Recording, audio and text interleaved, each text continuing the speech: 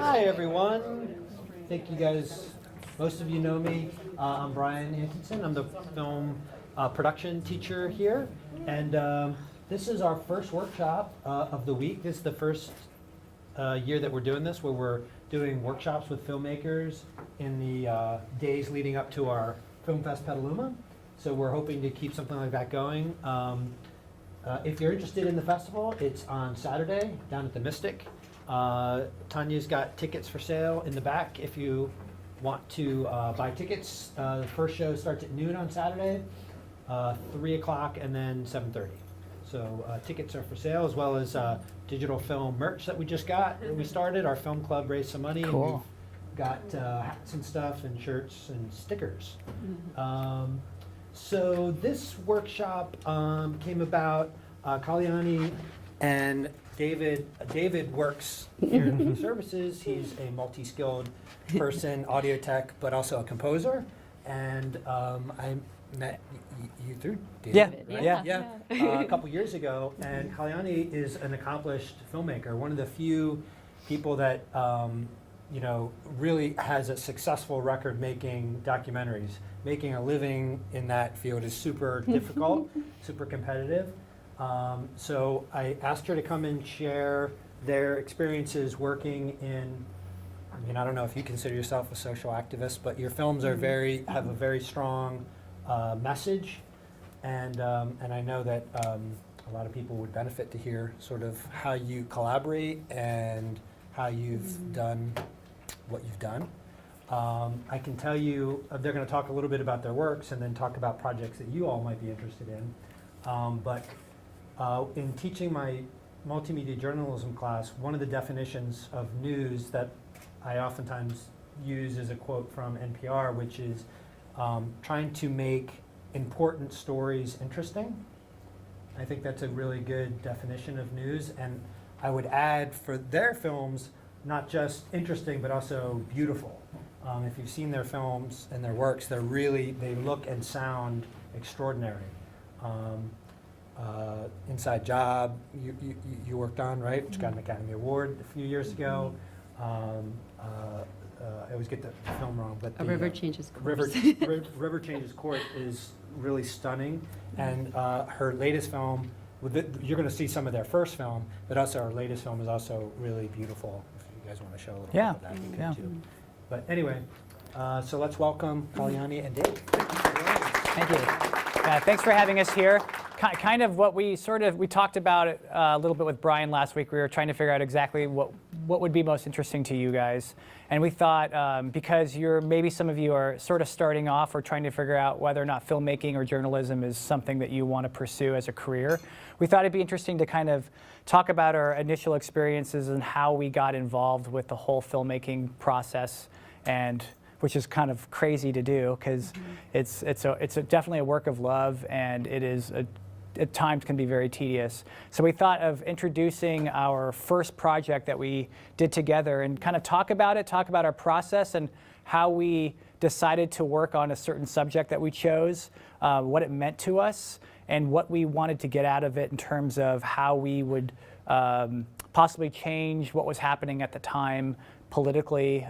This was during the Iraq War, over 10 years ago now. And so that's kind of what we decided we would best be able to kind of provide maybe a little bit of interesting, our experiences anyway. It would be interesting for you to hear about that. Yeah, we thought maybe we would dissect it a little bit, like how we actually started off, the whole process, from fundraising to like getting it out there, distribution, and then, but also just like the first moment we became inspired, to work on this project. And it's a long time ago. It's like, this was like in 2008 when we started, 2007 is really. 2007 when we really came up with so the it's idea dated. to work on it. So it's very dated. Yeah.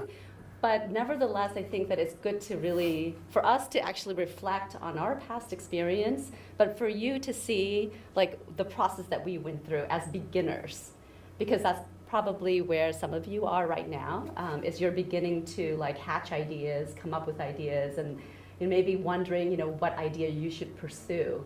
And so we thought it would be good and interesting for you and for us too to reflect on it, to understand like how that process might look like. So I thought maybe we could share, maybe we could give like some background of like Sure. of who we are. Yeah, and we didn't really like talk about what we were gonna. We didn't prepare a whole bunch. We thought we'd be natural about it and just kind of talk about our process and who we are. And so we kind of also throughout this process, we want you guys, if you're up for it, ask us questions and we can kind of engage to make this more of kind of a workshop atmosphere. Or a We'd like to discussion. at a discussion. We'd like to hear more about where you're at, what you're pursuing, and if you want to tell a story, what kind of story that is. So we'll kind of give you our background, like you said, and we'll start off with that. And also we want to kind of get into where it led us too, because like it was our first project was a stepping stone into doing something that became more successful financially and just career-wise. So, but yeah, let's start off with our background. So no, you go first. Well, okay, I'll go first. So I have a music background. And I went to college at San Diego State and studied music. And during my final year at San Diego State, I got really involved with like composing music, and I wanted to be more of like a film music composer. And that also led me into doing a lot of like sound design and engineering and learning how to record and doing studio work and things like that. So I ended up moving to Los Angeles after San Diego and trying to get as many kind of just like sound jobs or sound things that I could get involved with. And I mostly just worked at home and just kind of did a lot of my own music and experimented, and ended up doing like some working in a studio, which wasn't like a proper job, it was like an internship. And during that time, just kind of learning the filmmaking process, meeting filmmakers in Los Angeles, I always kind of was interested in the filmmaking aspect itself, not just the composition, but also behind the camera and doing the production. And I've just had had a real fascination for it. So, so from music to filmmaking, I really had like no filmmaking education per se. It was really, I kind of, the door sort of opened from doing music for a couple of films and meeting filmmakers and editors and seeing what their process was like. And I just got like eager and hungry to learn more. And so I thought, well, it's interesting to do the music, which is what I was really kind of gearing to do. The storytelling also really interested me a lot, and I was just kind of a film buff. I watched a lot of films and met a lot of filmmakers, and so that's kind of how I started. And then we'll connect that. Yeah, well, okay. Oh, it's pretty soon, like how that kind of connected. But it's hard for me to talk about my history and what I'm doing right now and what inspires me without talking about my past. And where I come from, and how I came to be where I am right now. So my family and I was born during the Khmer Rouge regime in 1977. The Khmer Rouge was a regime, a socialist communist regime that lasted for 3 years and 3 months and 8 days. And during that time, almost 2 million people passed away, were executed or died of starvation. My family and I, we were fortunate enough to leave our country, to flee our country, go to the Thai-Cambodian border. We lived there for about 1.5 years, 2 years, before immigrating finally to the United States. So ever since I was a kid, I always had this wonder about what home was to me. Like I never really felt like I fit in this country. I never felt like I really belonged here. And so I wondered if maybe I belonged somewhere else. And so growing up, it was just like a constant question of my identity and who I am. And that was a constant tension too, a friction in my life. It was, I was surrounded by a family with a lot of, we talked about our roots, we talked about our culture, our traditions, and our food. Everything Cambodia was very important to us. But still, that kept me a little bit apart from everyone else at school. So what I thought was like a friction or some tension in my life also became an opportunity, because it helped me to see that there was another part of my identity that I wanted to explore. So the first time I ended up going to Cambodia was in 1998, and this was like the junior of my college years. And junior year of college, I went back to Cambodia and I explored my roots and my history, and I ended up traveling all over the country and talking to families about their experiences during the Khmer Rouge period. And so that was like my first opportunity to really see a country that I had never known before, you know, and to see it with my own eyes and hear with my own ears the stories that I had never heard before either. And that was like the first, yeah. But still, you know, that constant questioning of home, it persisted. And when I went to Cambodia, I didn't really feel like I belonged there either, because I was American, you know, so like that question always remained with me.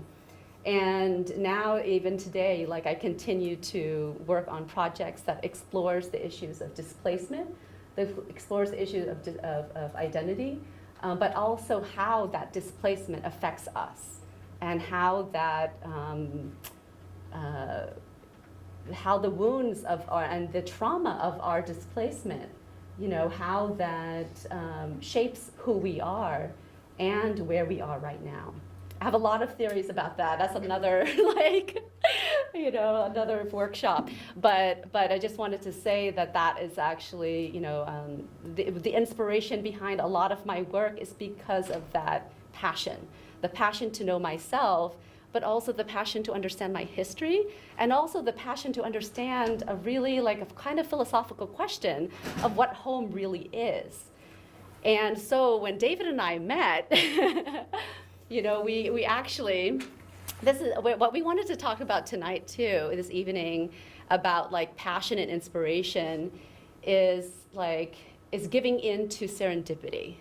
You know, not always planning your life, not always like, oh, I have this, I need to do this, and I need to be here in 5 years, I need to, you know, whatever your plan is, you know, like kind of let life go a little bit and explore based on your passion, you know, and what moves you. What drove me to Cambodia in the first place was because I was inspired to understand my history and to understand myself and my identity. And then when David and we met each other, it was also like very serendipitous too. We actually met in Yosemite. Yeah. Want to tell the story? Well, I think I think it's really. I'll kind of, yeah. Yeah, I'll tell the story quickly. So when we met, we actually, so I was doing, like I told you, I was living in Los Angeles, and I was already kind of in the film community in LA and doing like sound work. And so when we met, it was in Yosemite Valley, and we had a conversation about making a film. And we were both interested, kind of in the back of our mind, like, oh, what would it be like to actually work on documentaries? And to kind of put the time into context, from 2000 to 2006, documentaries were not, like, there weren't as many documentaries happening as there are now. Now, like, there's documentaries everywhere. But once video went HD and you could buy a video camera for under $10,000, all of a sudden, all these amateur filmmakers were like, holy crap. If I can just get this camera, I can do documentaries, or I can start making films for very little money. So we were kind of talking about that. This was just kind of starting. One of the bigger films about displacement during that time was a film called Iraq in Fragments, which we had both seen, which inspired us. And Iraq in Fragments is basically one filmmaker. His name is James Longley, and he took a Panasonic, I forget the actual model, but something 100A or whatever it was. And at the time, it was under $10,000, and it was an HDV camera. And he went into Iraq, into Baghdad, with just him, just some sound equipment, and shot an amazing documentary about what it was like to be in Iraq during the war. So we had both seen that, and we both met this time in Yosemite, and we were both talking about what it would be like to tell a story about something that we really cared about. And that's kind of how we met. I mean, there's more to it, but yeah. So Dave and I are married. I don't know if you're aware of it. We are. But we met in Yosemite, and then one thing led to another, of course. We were camping at Camp 4. I don't know if you guys know Camp 4 in Yosemite, but it's like a first come, first serve, like a slacker campground. You don't have reservations. That's what we called it. You go to Camp 4. So I was there by myself. David was there with his brother. And he was hiking, I was climbing, and then like all of a sudden we just started sharing food and everything. And And then David invited me to go up to Tuolumne Meadows. And I've never been up to Tuolumne Meadows before. So we went up there, we spent like 5 days together, and then, yeah. But I think part of the story of how we met is we were kind of inspiring each other about what we wanted to express creatively. Yeah. And neither one of us, like I said, I didn't really have like a filmmaking background. I was just getting into filmmaking through music and sound design and sound audio recording. and I had nothing. She was, but she had a very amazing, keen portfolio, like that, a lot of pictures. No, not really. Well, she had a lot of pictures, and she was talking about being a photographer. Yeah. And so, So anyway. Well, I was taking photos. I was living in Mozambique for like 2 years. I took a lot of photos while I was there, but I wasn't really I had no really technical background at all. However, when David and I we met, I was actually on my way to Iraq. And in my previous life, I was actually a lawyer. So I went to law school, with this intention of studying immigration and refugee law, studying, like the issue of displacement of home and all these things, and human rights. That was what I was interested in doing. But then, I just did not like law school, to be honest with you. I was just, I hated law school. But I had this opportunity to go work in Iraq, and I wanted to go. This is in 2006, yeah, during like 2006. the most dangerous time to go to Iraq. It was like when people who were getting kidnapped, workers that were going over there. So there was a lot of conflict at that time. Yeah. So So I went to Iraq. David really did not want me to go, obviously, but I had to go, and I wanted to go because I wanted to understand, like if we're fighting a war, why are we doing it? What are we doing here? And I'm really happy I went because that was the very first time I ever met Iraqi people, like my face-to-face, an Iraqi person. And those were my Iraqi colleagues, other lawyers as well, we all worked together, and they became very good friends of mine. And so you should mention you weren't working in the military. You were I was working with USAID as a legal consultant. And so while I was there, it was just it was very difficult. David and I Skyped a lot. He was very worried about me, but I started to tell him stories of like people that I was meeting, the stories that the people were sharing with me. And then David was like, Kalyanee? When I heard the stories of what people had to go through, because there was Baghdad, and there's going to be a point to this. So Baghdad was separated into something called the green zone and the red zone. And so the people that she worked with, a lot of the local Iraqis, had to travel through, into the green zone from like this kind of dangerous part of the city where there was a lot of war and everything, and going into the green zone to actually help USAID, help these workers trying to, design their infrastructure, right? So she was telling me these amazing stories of what it was like for their day-to-day struggle. And when I heard that, but also what their life was like, before under Saddam Hussein, and then after the occupation.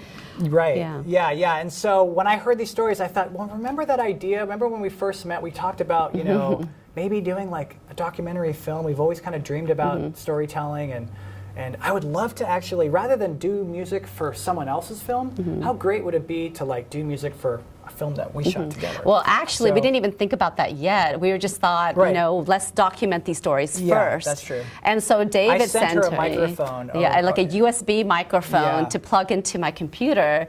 And then secretly, like nobody knew this, I was interviewing my colleagues inside my bedroom. Well, they knew it, but no one else knew it. Yeah. So I was, interviewing them, and they told me their stories, and like their experiences during the sanctions, and then afterwards during the occupation, and all these stories I never heard before, never were told on the news, never was told, in mainstream media.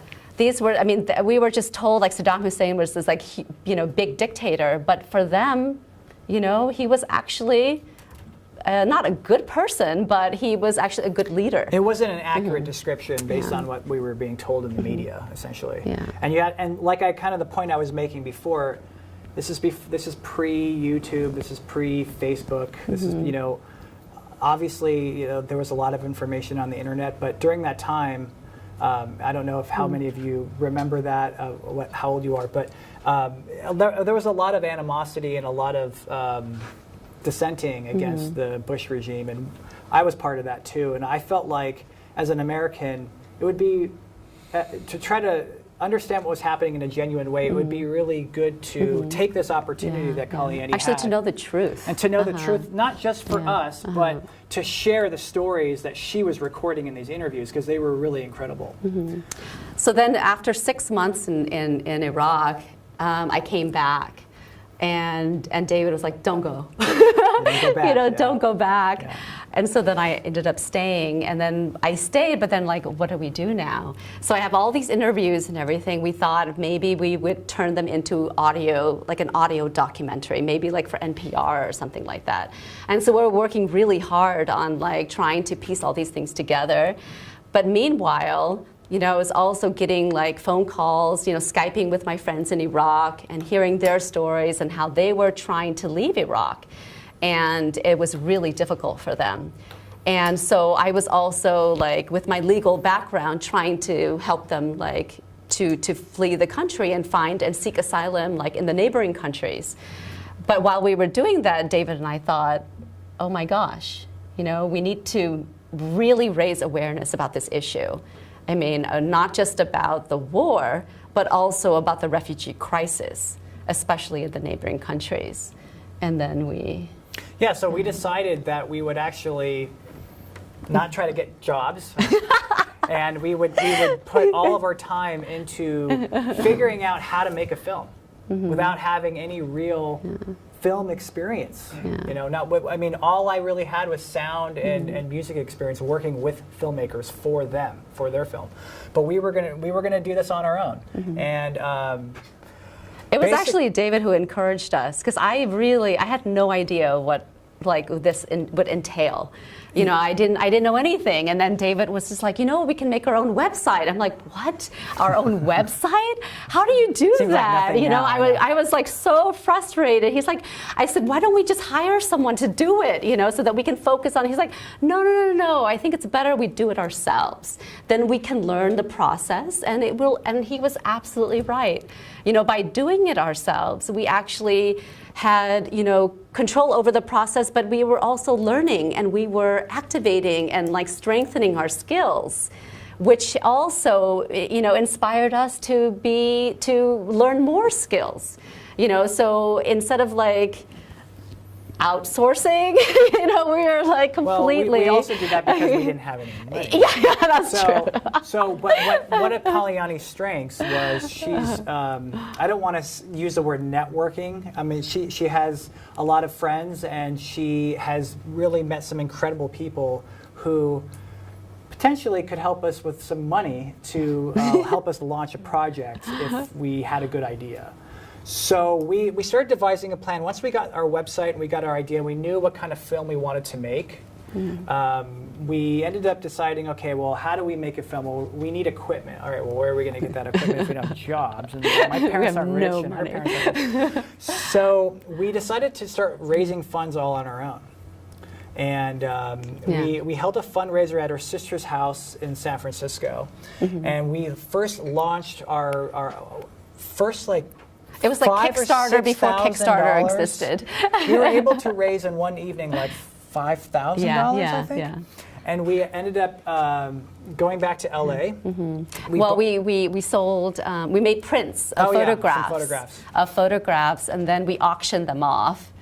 I think David's parents were like, they contributed like $2,000 or more. So we started this process of like learning how to build everything from the ground up without having the experience of knowing how to do everything. And so we just did it. And but with the fundraising, I think it's really important. Like David was saying, it's not networking. It's about like. Relationship building. Yeah. But I think when you first start out doing something, sometimes you think you have nothing. It's like, what do I don't have anything. I don't have skills. I don't have whatever. You can list all the things you don't have, but I think it's even more important to list what you do have. and be grateful for what you have. You know, and so that's what we did. We listed all the people that we knew, family members, friends, whoever, you know, people we met on the plane. You know, I would talk to people on the plane and they would be like, sign me up, you know, like, so it's just like, we put ourselves in a situation of openness, and we opened ourselves to the world, and the world welcomed us. And that's exactly, you know, what we did. We had the fundraiser, you know, we auctioned off photographs, but also we sent emails, we sent personal letters, you know, we talked to people about how passionate we felt about this subject matter. And that's kind of why we're talking about it, is because it wasn't like a job per se. It was something that we really felt passionate about. It wasn't like we were saying to ourselves, oh, I want to just become a filmmaker because I think it's going to earn me a lot of respect or money, or people are going to think it's a cool career to choose or whatever. We wanted to do it because we really cared about the subject matter, and filmmaking was a vehicle to express what we wanted to tell, what we knew what was going on.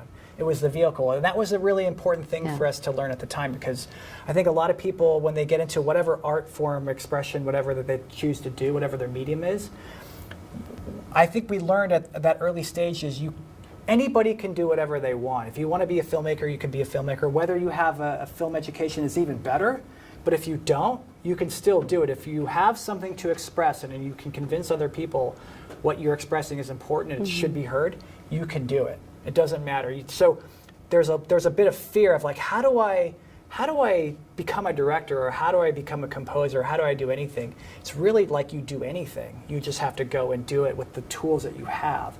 And I'm not like some kind of like expert on that or anything, but I think that it's important to I wish somebody told me that actually at that stage, because I was trying to emulate what other people were doing. Like, oh, maybe I should go to like this school because I think this is where every director is going and that's how you do it.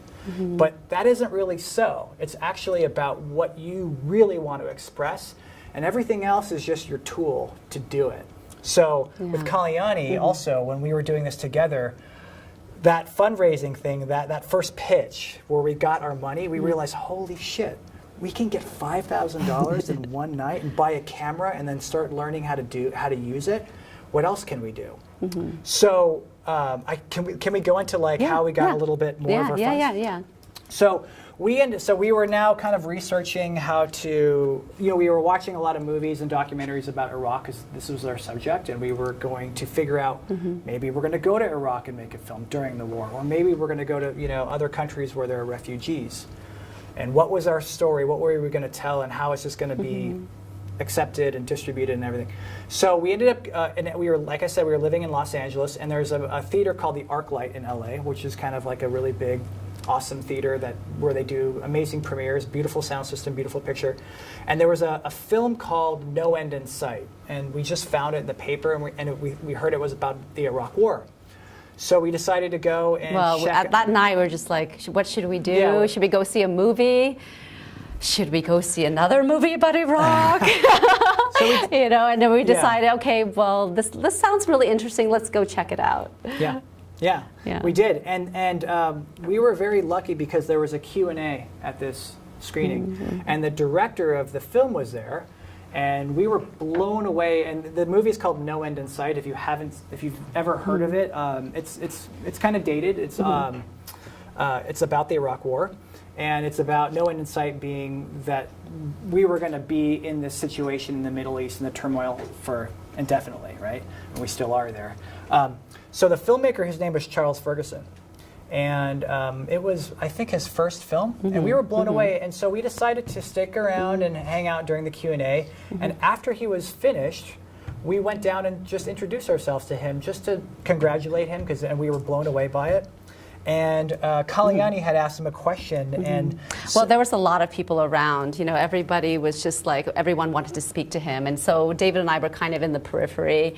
And then all of a sudden, he started talking about Iraqi refugees from who were Denmark. They were translators, you know, for the Danish army, and so Denmark decided to offer asylum to like 120, I think it was either 108 or 120 Iraqi translators, interpreters. And they put them on the plane and then took them to Denmark. And at that time, I think the United States had only offered refugee or asylum to, I don't know, was it like, I think maybe 8 or something like that? Very few. Yeah, very few. And so he just thought that was so shocking, that Denmark, this small country, was doing this, and the United States, which is responsible for this war, was doing nothing at all. And so I just timidly raised my hand. I'm like, well, actually, just to add to that, we're working on a documentary right now about Iraqi refugees. And I told him, that, and when I spoke, I was really moved because, this is all very fresh. I had just come back from Iraq. I was still missing my friends. I was still worried about them. And so my voice was very moved. And I talked to him about that, and I told him, I was just in Iraq and, my experience there. And then afterwards, he came to me and he said, I don't have a card, but, this is my email. He scribbled down his email. He's like, please email me. So that evening, we came back from the screening, and I emailed him immediately. And he responded immediately. I was so surprised. He said, and it was very short, but he said, just put a treatment together and let's talk about it afterwards. And that was basically our inspiration, okay, well, he said, just get him a treatment and he'll respond. What do we do? Let's go and shoot a trailer. And we're just two normal people. We're not, we didn't razzle dazzle him in any kind of way. I think he just could tell that meeting us, we were really serious about what we wanted to do. And he had just been in Iraq and doing all this stuff. And it was his first film. And so I think he just felt compelled to really kind of reach out his arm and say, well, if you need some help, if you think you can do this, I could potentially help you in a real way. And so I mean, there was nothing else to work on, but that, that really inspired us and put fuel into the fire. And I had some frequent flyer miles. So I got a ticket. We could only one of us could go because we didn't have the funds for both of us to go initially. So we decided I would go first, and I would stay with an Iraqi friend. And actually, Muthana and his family, they had just arrived in Jordan, in Amman, 10 days after I got there. From Baghdad. From Baghdad. Yeah. They just got so their they had out, just fled, Iraq. You just got out of Iraq, and they opened their arms to me and said, you can stay with us. Okay, a month? No, that's fine, no problem. So I stayed with them, and they were the only family I knew in Amman, the only family. This is the first family. This is our ticket to knowing all Iraqis, But that was it. Muthana knew some people, and then he introduced us to some people. He knew some other, and who introduced us to other people, and that's how our web grew. So we started with just one family and ended up getting to know all these people. And so during that, it was a month, right? I was there? I think so. That a month, I went with a camera, which I didn't know how to operate. I kind of learned, there while I was there, and ended up shooting some stuff. And then came and meeting people, of course, meeting very important people who ended up introducing us to other people when David and I went there together. And then came back with this footage, and we're like, okay, let's do something with it. Let's cut a trailer at least so that people know what kind of story we want to tell. And so we worked for months just to cut a trailer. We had to learn Final Cut Pro. Yeah, and learn Final Cut Pro. While we were doing it. And then wrote a treatment, and then I think it was December 2008. Was it December? No, 2007. Yeah, I think 2007. December 2007. Finally, we have everything together, and this is months, after we had met Charles Ferguson for the first time, and so we had everything together, and okay, let's write him an email. So we wrote him an email and said, okay, you said, when we got everything together to contact you. So here we are, we're ready. We have a treatment, we have a trailer, we'd love to share with you. And he said, oh, okay, well, I just, finished my book. and I'm in Venice right now. Why don't you come meet me? You know, and so Venice Beach, not Venice Beach. So we went to Venice, and we just, you know, had lunch with him, and we had a, you know, the trailer in a CD, like a DVD kind of thing, yeah. And then we had the treatment. He, you know, and we, you know, we started telling him the story and the story that we want to tell and everything, and he was listening very intently. At the end of the meeting, he took, you know, the CD, and he took the treatment. I don't think he ever read the treatment or even watched the trailer. That evening, he wired us like $20,000. Just enough to like kind of get us $20,000 just so that we could get started and have a couple of months of production with just the two of us. Just enough to like, since we had a place to stay, food, and some more equipment, essentially. And then another friend of mine, Mrs. Reese, who's a very dear friend. Like, I met her when I was in college. You know, I was working at a library in New Haven, and you know, she was like putting up, you know, posters of the United Nations, you know, Women's 50th anniversary. And I wanted, you know, at that time I was very idealistic, and I was like, I want a poster, and she's like. And she said, well, yeah, sure. You know, no, I asked her husband, and he said, oh, no, you have to ask my wife. It belongs to her. So I went to her, and she gave me the poster, and she invited me over to her house. And she was actually a journalist who had worked in Cambodia, you know, during the war in Cambodia in 1973, from 1973 to 75. And she knew all about Cambodia. She was in love with Cambodia, and like we just became best friends. She's like 95 now, and she contributed like I think $10,000 to the project. We got another 10. Yeah. So just like with everybody, you know, all the people that we love, all the people we care about, who care about us too, you know, they could see, you know, that we were passionate about this, and they wanted to support that. Yeah, and. You know, we're telling you this because, like I said before, I mean, it's just important to, if you're going to pursue something like this, you kind of have to give all of yourself to it. You know, if you, I don't know if you listen to podcasts or you listen to interviews of other filmmakers or artists who are respected and who are making a living, people you may have heard of in big films, they all kind of put everything into it. You know, it really is that kind of a process. You have to really just put all of yourself into it. And at that time, that's exactly what we were doing, and it worked. It really did. Yeah, and it's not just like, I don't know, for me, I mean, we were living off of beans, like canned beans. We were so broke. I remember like having a conversation with my friend, and she's like, so what are you doing about health insurance? And I was just like, oh my God, I was so perturbed by her question. I was like, how can you ask me that? Like, I'm not even thinking about health insurance right now. I am actually just thinking about the families in Iraq. You know, I'm thinking about like the situation that we're in. I'm thinking about this world that we're living in and like how fucked up it is. I can't even fathom about like health insurance right now. I didn't say that to her, but I was just in my mind because I was like David said, I was so deep into it and I cared so much. You know, both of us, you know, like, I mean, I was on the phone Skyping with, you know, my friends who became David's friends too. They got to know him through Skype, you know. And then finally, you know, they were able to meet him, you know, when we went to Jordan and to Syria, you know, and to Egypt later.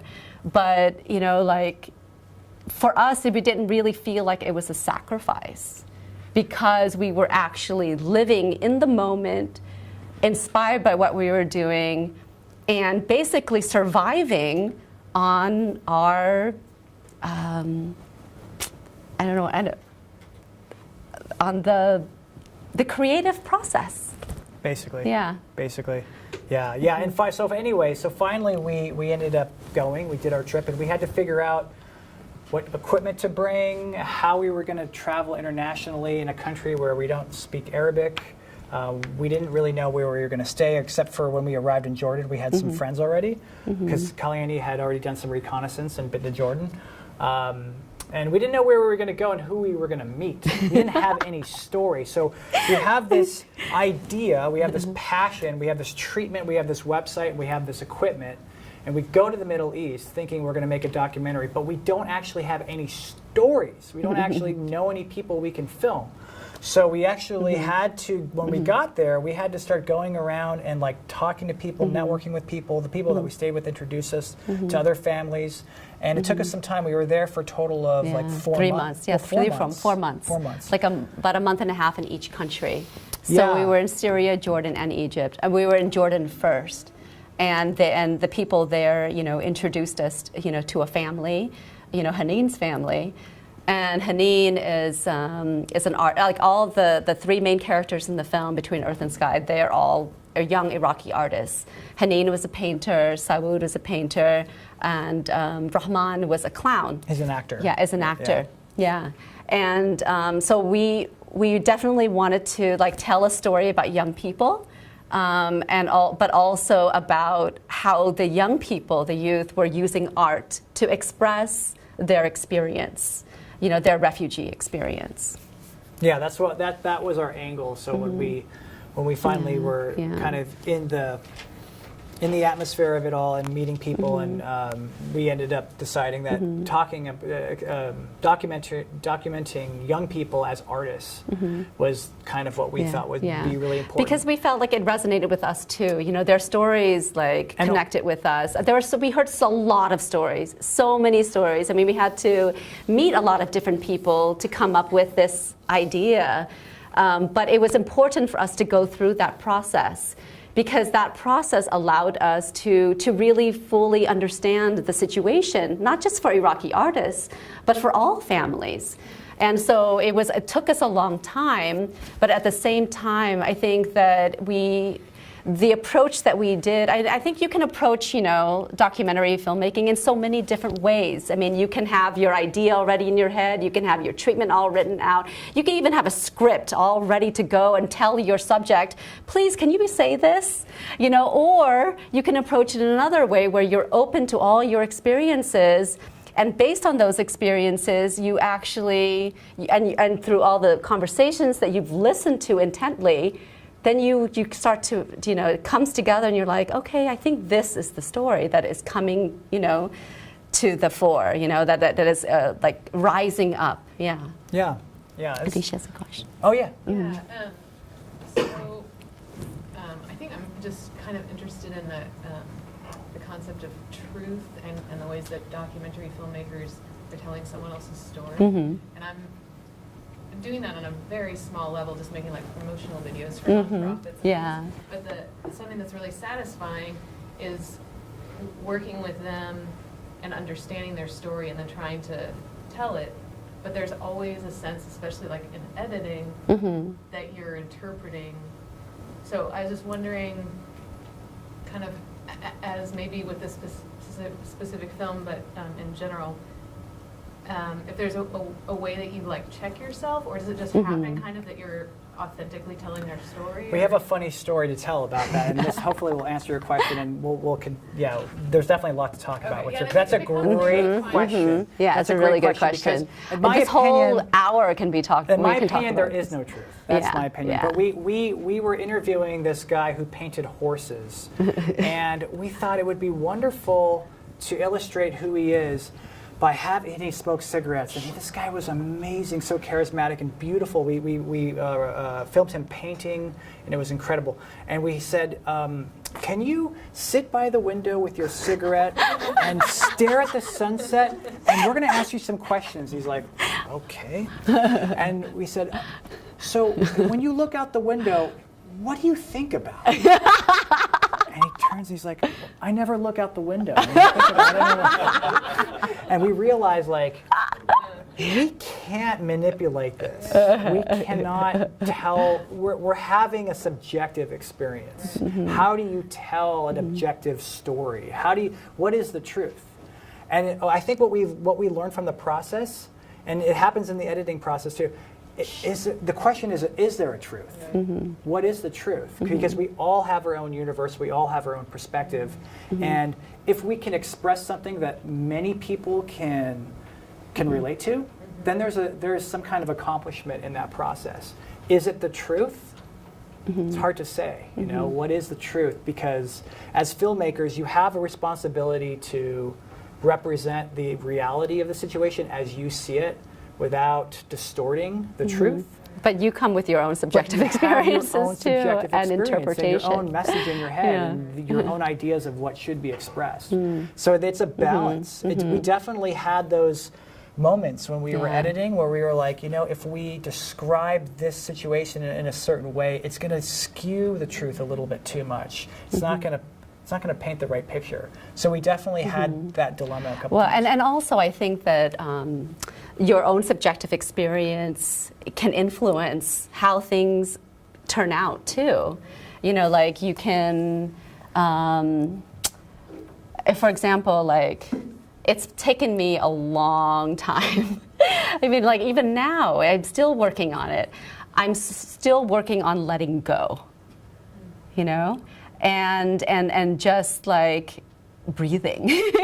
I'm not even talking just about yoga or meditation, but I'm talking about like but life in general. Like I think that we all, we're taught at a very young age to have control over situations, you know? Like if you have control, then you have power.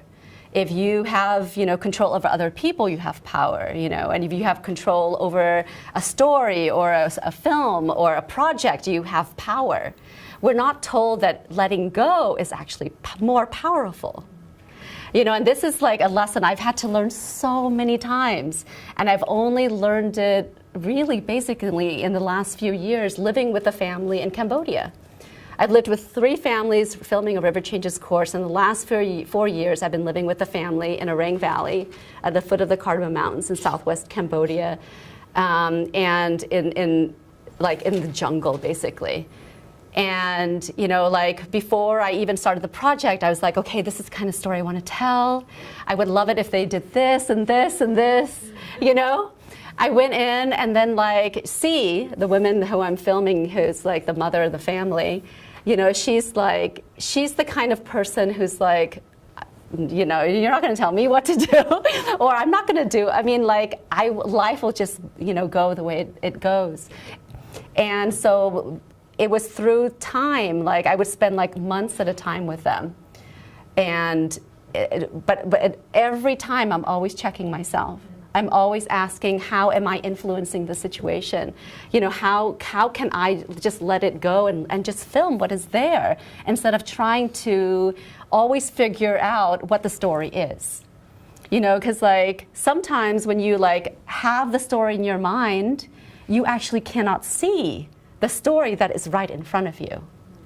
You know, just like a relationship, sometimes you have an idea of like the perfect man in your mind. You can't even see the perfect man or the woman who's standing right in front of you.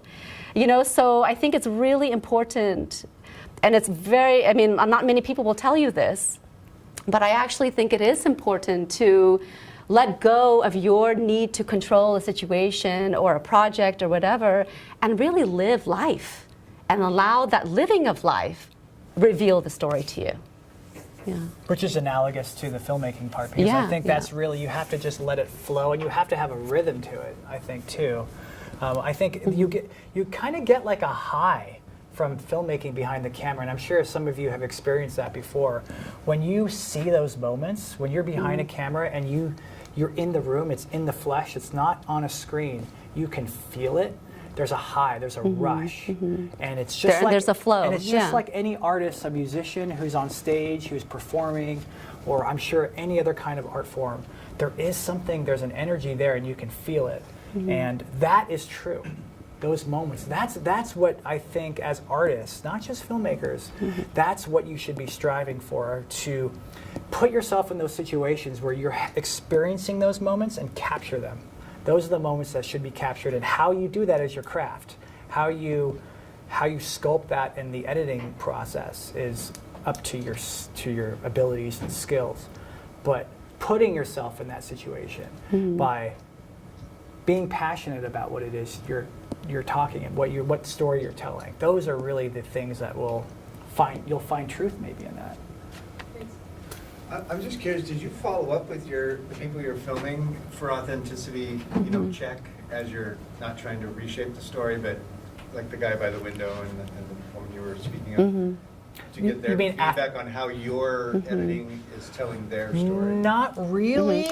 Well, for me, because I've worked on a lot of different projects since then, you know, just filming on my own. And I would, for that reason, this is why I spend like months with family. You know, like I don't just go hop in like for like a weekend and say bye. You know, Yeah, that's a really I actually important point. spend 4 years, and so that for me, like that time is a check. And I'm all constantly like having a dialogue with C. She's like she's a spirit sister to me. She's also a collaborator. You know, she's not just a subject, you know, she's a collaborator, like a co-collaborator. We're actually, it's the stories are coming from her, you know, and the life is coming from her, like, and the ideas. I go to her, you know, to inspire me. We have amazing conversations. You know, philosophical, artistic, you know, life conversations, meaning of life, all kinds of conversations. And those are the conversations that actually inspire me, so that when I am behind the camera, I'm capturing, you know, actually what is happening, you know, rather than like what I feel like should be happening. So that for me is like the kind of the check that I'm doing, like with myself, but also, you know, with my co-collaborator. Yeah. That's great. And living. Yeah, and living. Yeah, I think that's the best way to But do it. it's also, Because- I mean, that is I know I'm fortunate, like to be able to take that time. You know, I think not all of us have that fortune, you know, to be able to spend, you know, months at a time filming. However, I think you can still go in with that same respect. Yeah. You know, that same humility Yeah. in any project. You know, Yeah. you can do any project. It could be for any length of time. It could be for an hour. It could be a week. It could be a month. You know, whatever length of time it takes. I think when you go in with that intention of respect and honor, you know, and gratitude, you know, then I think that what comes out of that is also that process is a reflection of that too. Yeah. Yeah.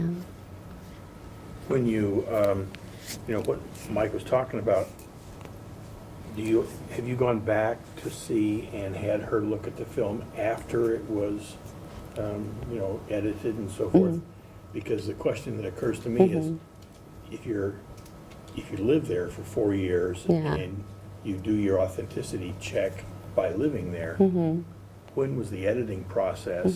Because that shapes the Yeah. story. a Oh, great of deal. course. Yeah. Yeah. And We're in that come process after- right now. Did that come Yeah, after the 4 yeah, years, or is yeah. it in the process Yeah, now? yeah, Are we're you in- going to have her look at it? and give Yeah, you you know, she's feedback? seen some of the footage and stuff, and yeah, I will definitely like. But you know, the thing is also, like David said, the film. I'm not saying this film is about just like authentically about her story and her family story. Actually, it's becoming my story too. Like all the films that we've worked on are our stories as well, because the imprint of our subjective experiences, our history.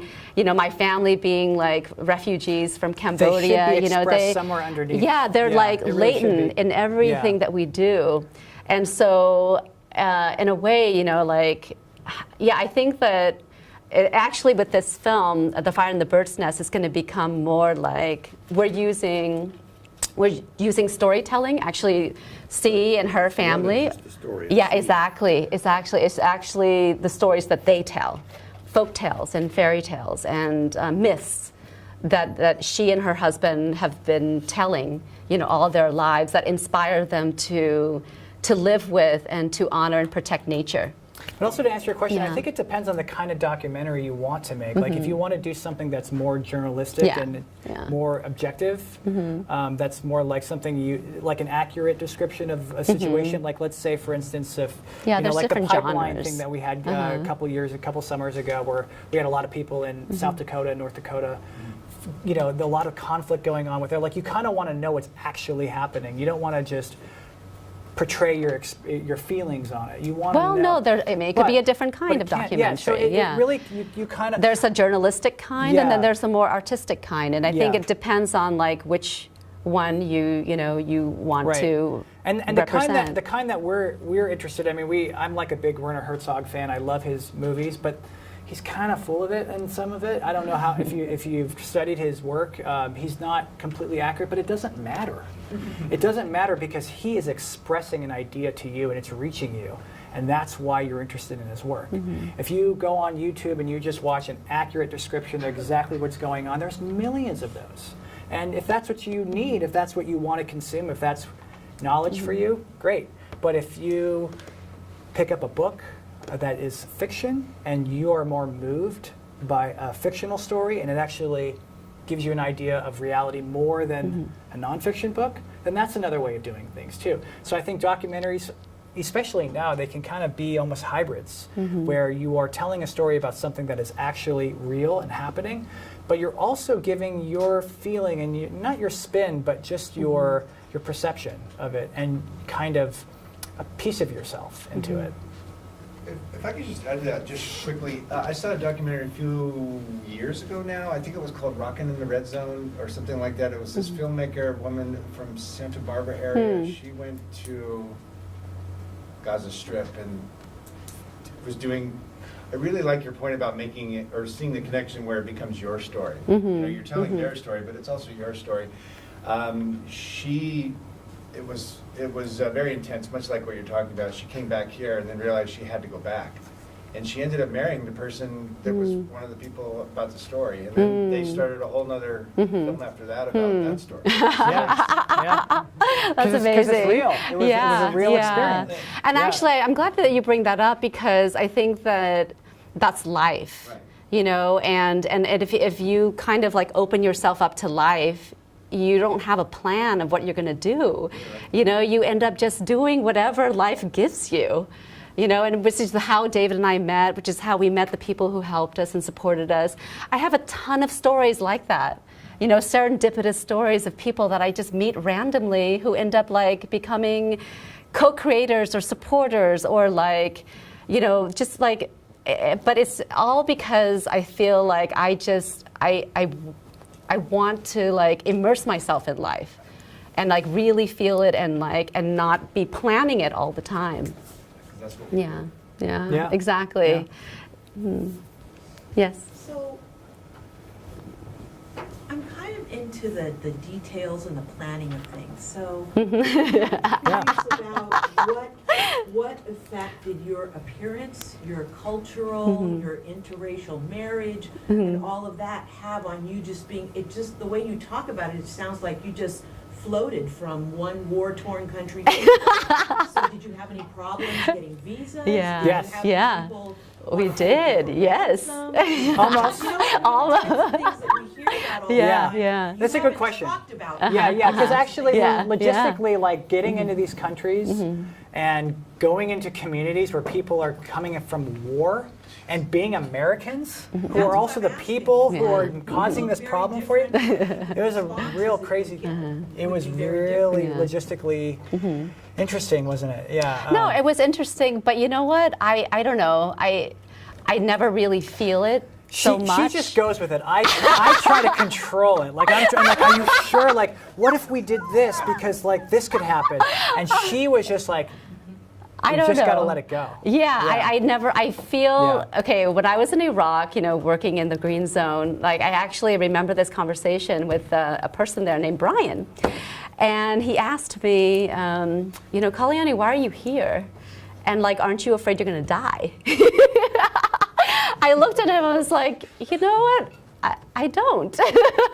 You know, I'm not afraid because I don't think it's my time. And I know that may sound, you know, ridiculous and maybe, you know, stupid, or some people may think it's like naive, but I really didn't think so. And I think that that's how I live my life every day.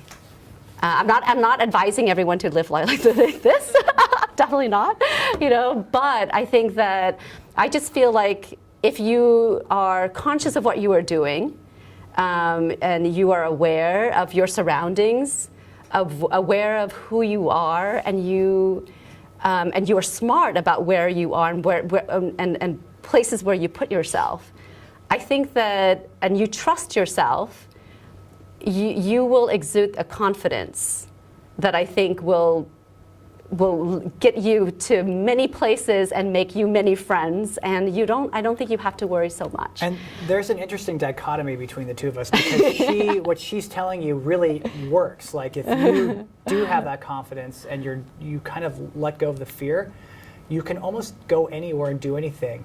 But for me, I had all the fear, and I had all my American, like, I can't eat this and all that. So I think we kind of balanced each other out in a way. But we had a lot of arguments. We did.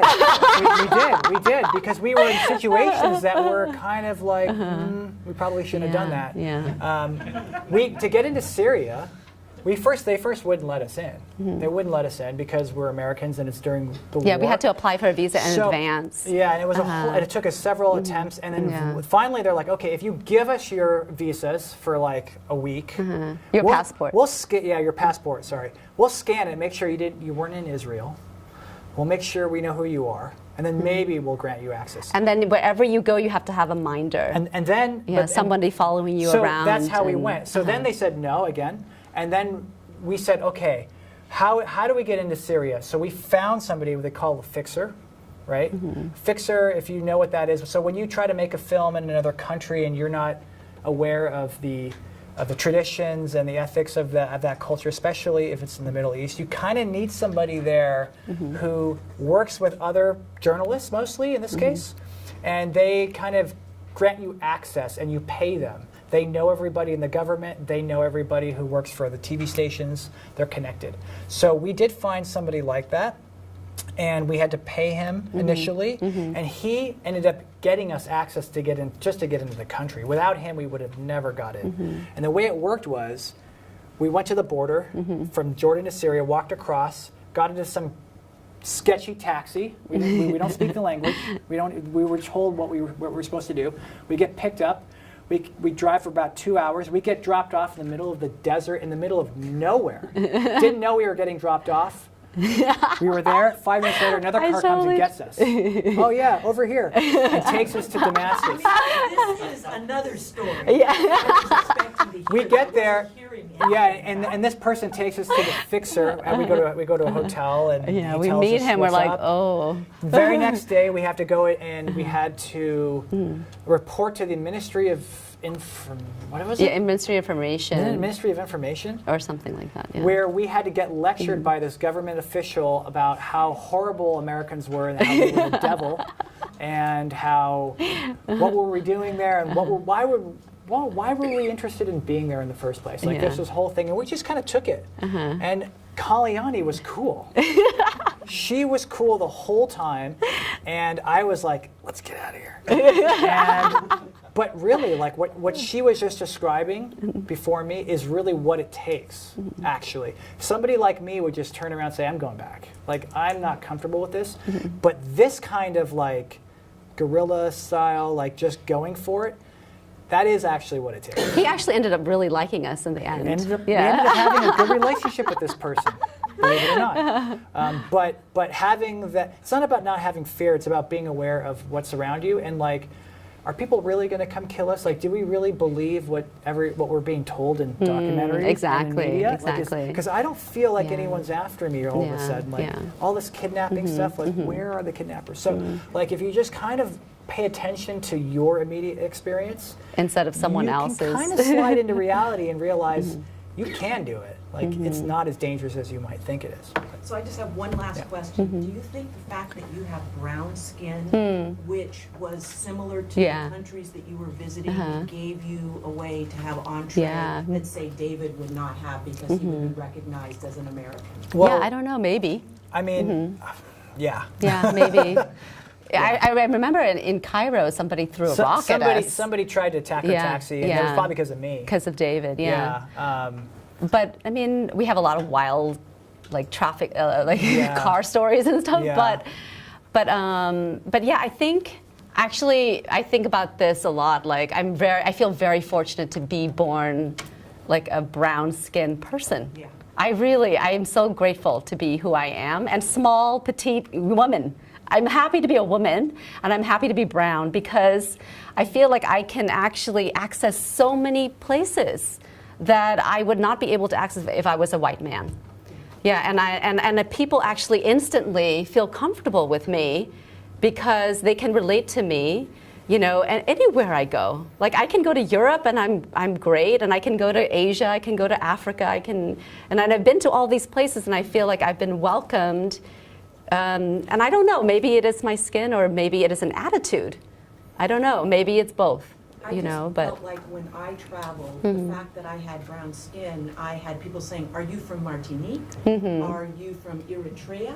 Are you a Latina?" Yeah. It's almost like the universal skin color. Yeah, when you get yeah. outside of the United States. Yeah, so yeah. that was really an eye opener. So I would think that just who you are and what you look like in comparison to the people who are surrounding you would give you a sort of entree that you just might not have. Yeah, and I think maybe like in more intimate circles, like with families, you know, like we were living with families too.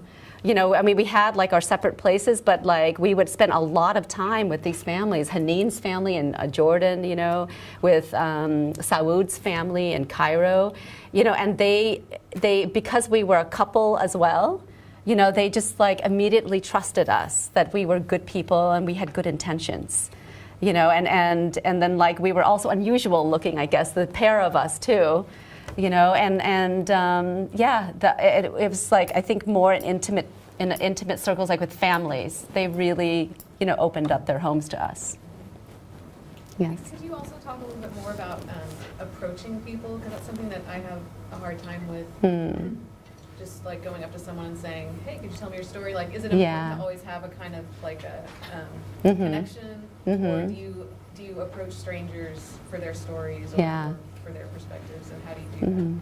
Well, it's something that I do every day. Okay. I mean, not every day because I'm not always out and about every day, but like regularly. I mean, I'm on the bus or I'm on the train, you know, or I'm, you know, sitting somewhere, and I think maybe it's because of my family background. My family, David knows, they're very friendly people.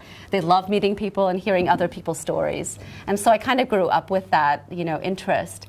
And so like I just like to listen to people's stories on a regular basis, you know, with friends too, just hearing like how they're doing and what is going on in their lives.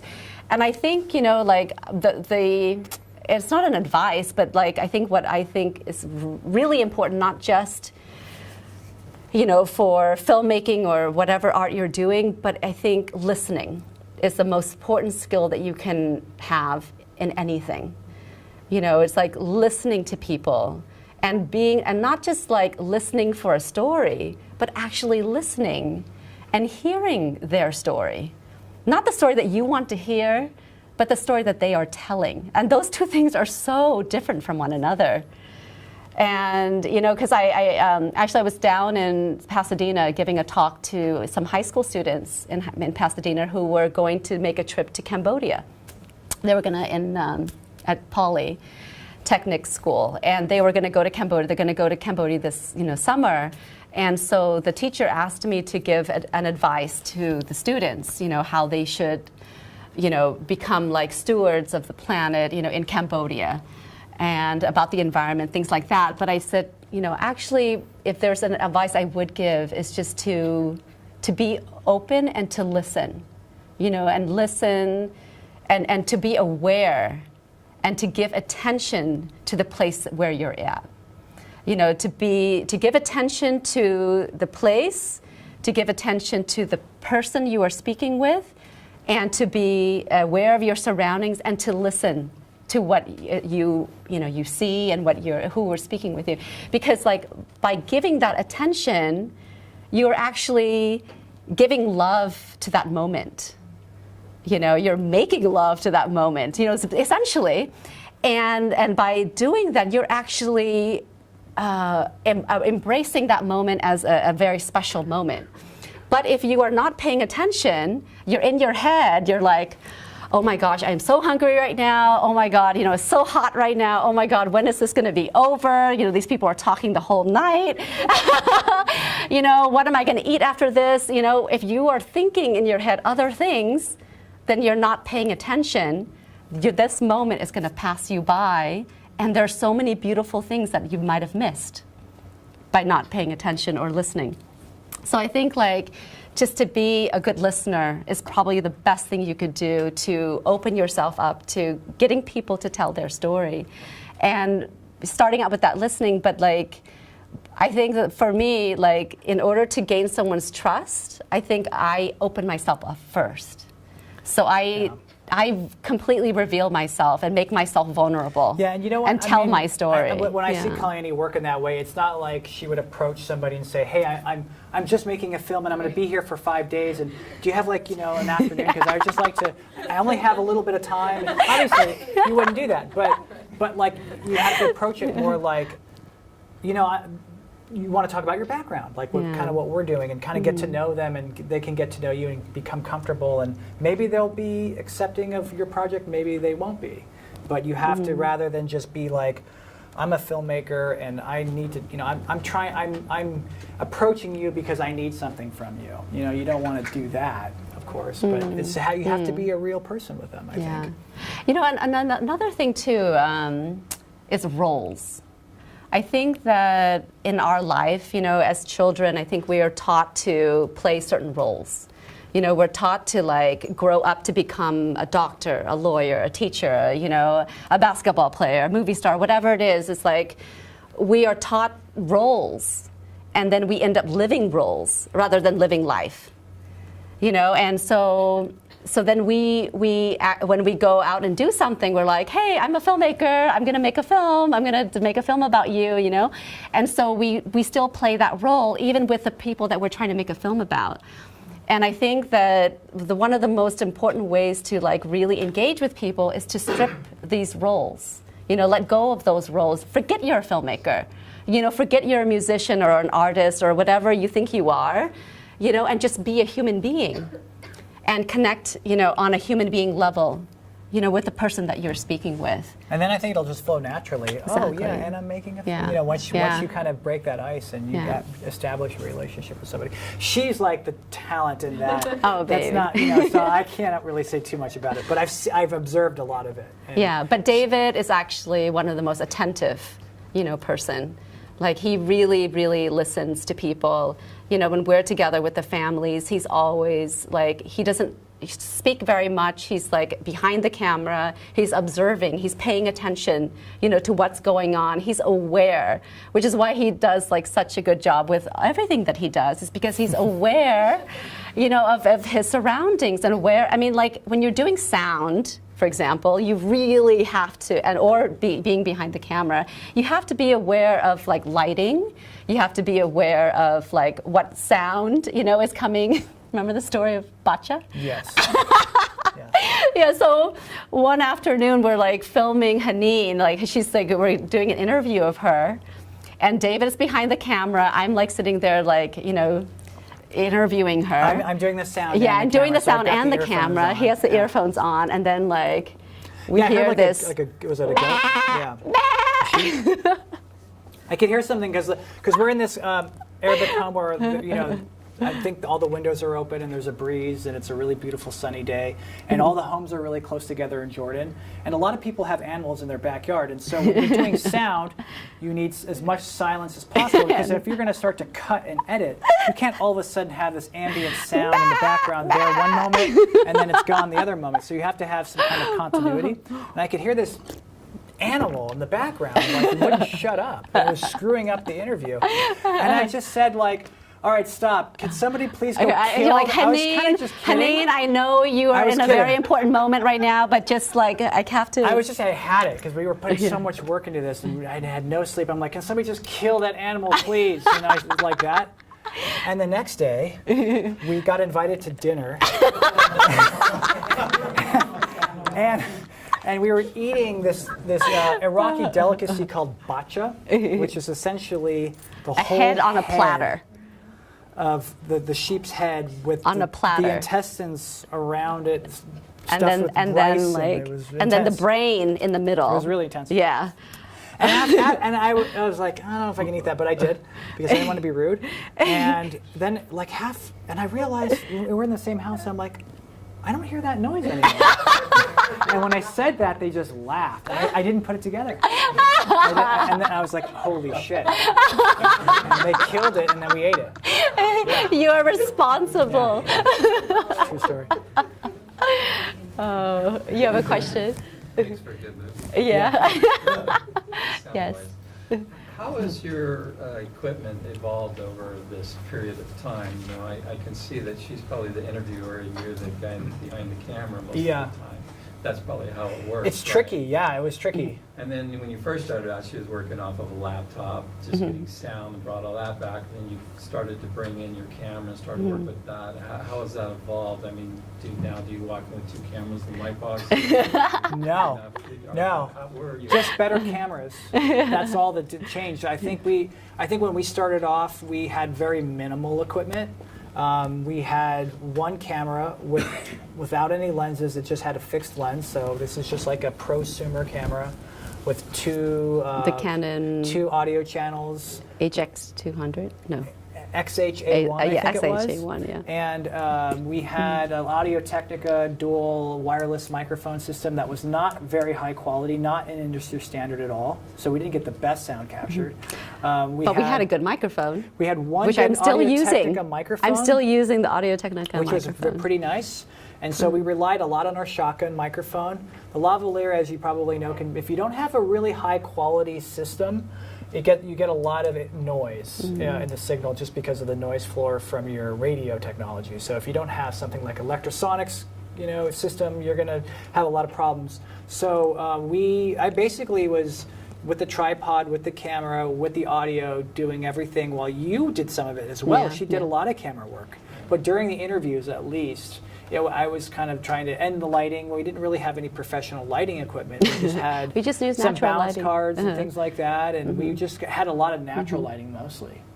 And how it evolved, I guess, you just got better equipment. Yeah, I got better. And it's kind of the same process. I mean, I'm not really as involved as the last project we did together as a filmmaking team was we went to Indonesia in 2013, and we filmed for about a month in Indonesia, and we had better equipment, and we rented a lot of equipment. Of course, at that time we didn't have to pay for it. We had someone else paying for the whole trip.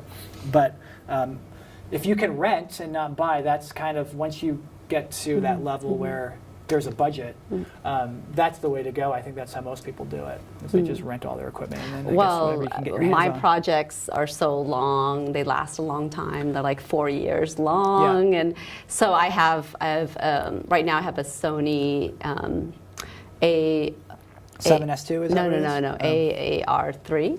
Oh. And then I have like a bunch of lenses. I have my own sound, You're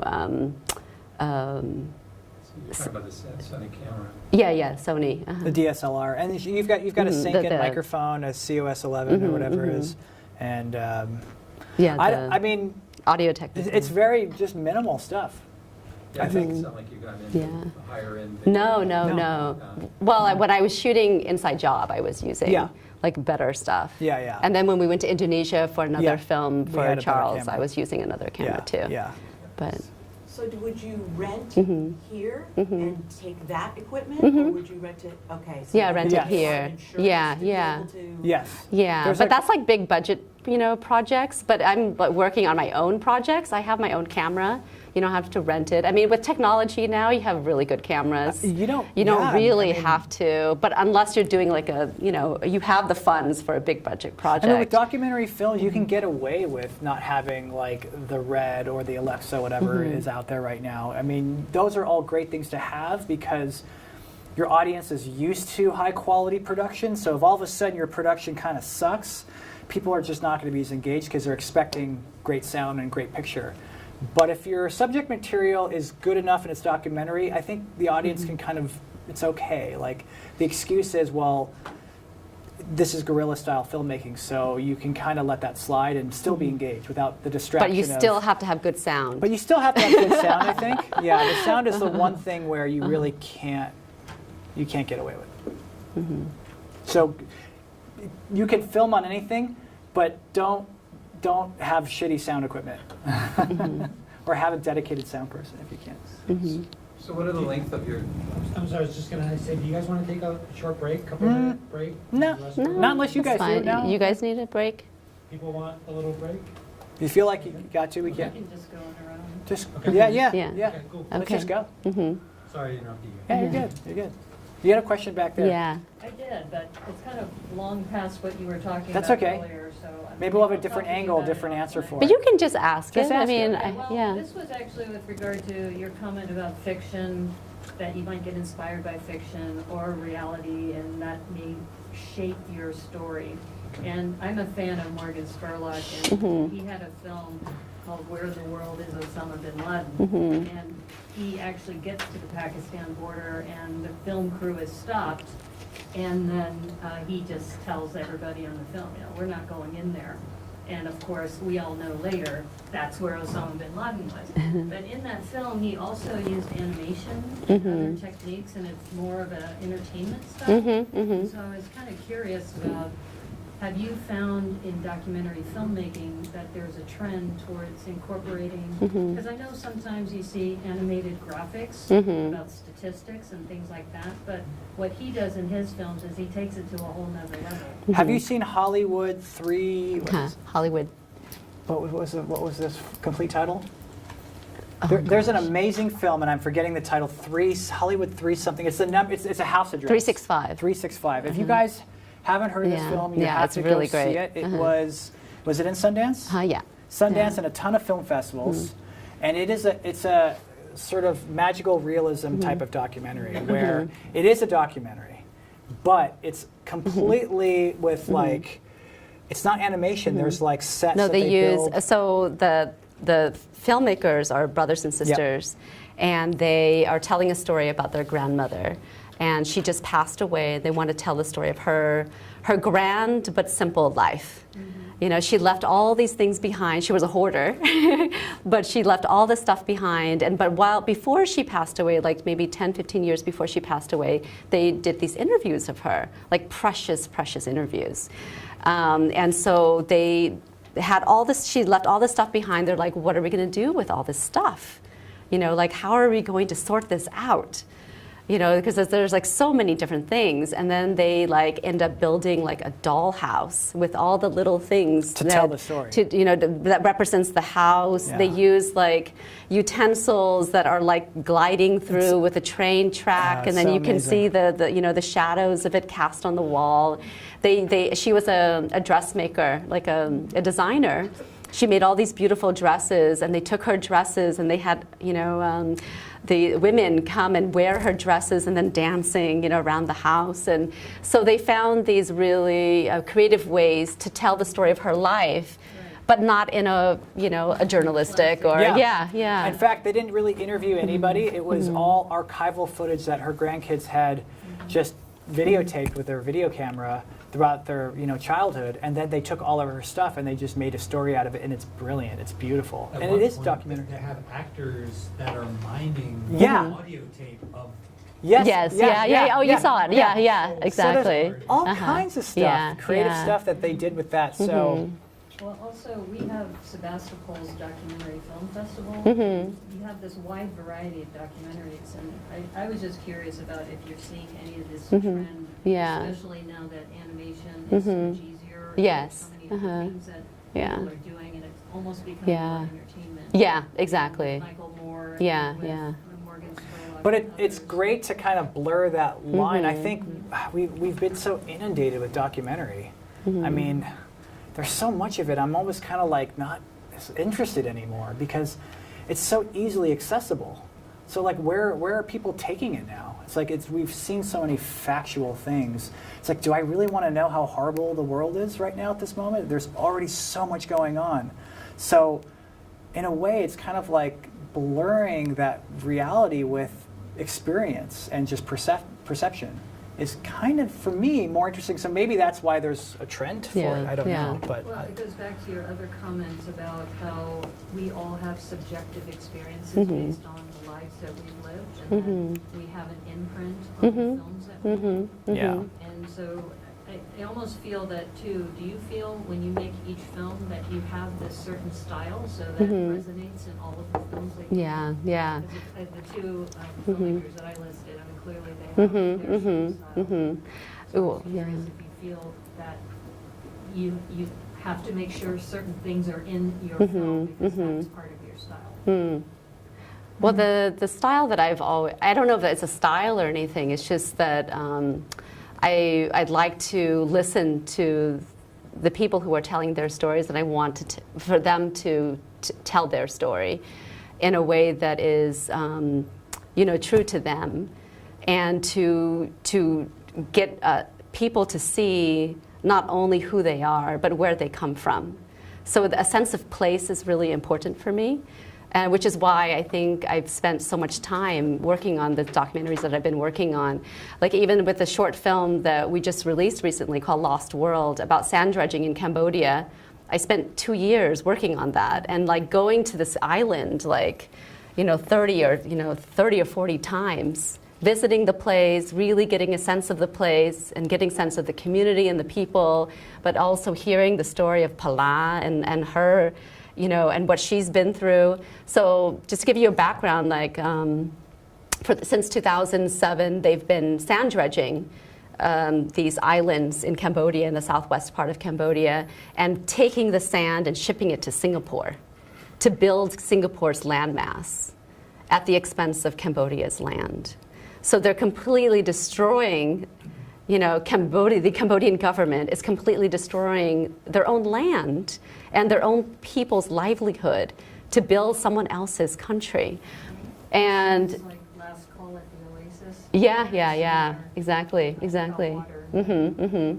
And so, pardon? You want to show that film? Oh, no, it's okay. And I'm just mentioning it because. But you should provide a link for later. Yeah. If you want to to. watch it later, it's called It's really good. Lost World, and it's on Emergence magazine. We can put it up on Yeah. the computer before we go. It's also on National Geographic and The Atlantic.